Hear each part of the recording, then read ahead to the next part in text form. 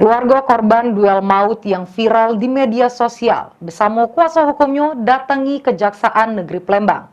Pihaknya apresiasi jaksa penuntut umum Kejari Palembang terkait putusan majelis hakim sehingga ngaju ke banding terhadap putusan tersebut.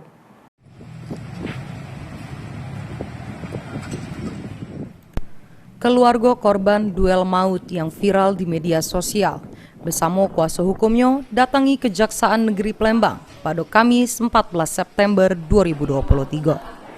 Diketahui kalau keluarga korban salah sikoknya ngerupo ke ibu kandung korban duel maut tersebut yang tidak setuju sama putusan majelis hakim tunggal pas vonis terdakwa anak dengan penjara selama 2 tahun 6 bulan.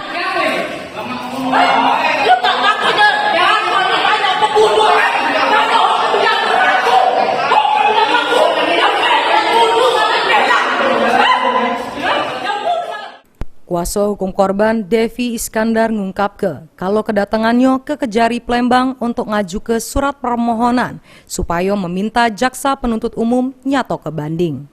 Devi nambah kalau pihaknya mengapresiasi jaksa penuntut umum yang nyato ke banding di Pengadilan Negeri Palembang.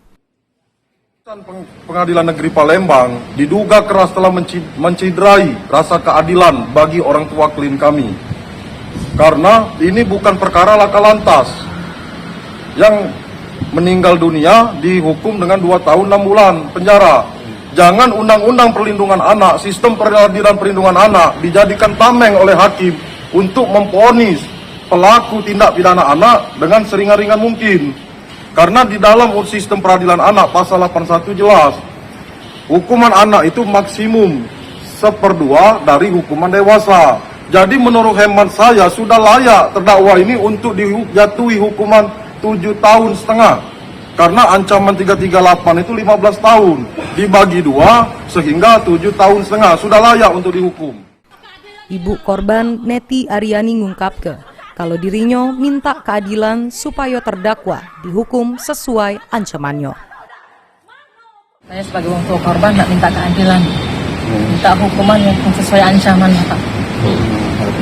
Iya, betul. Lutfi, PAL TV.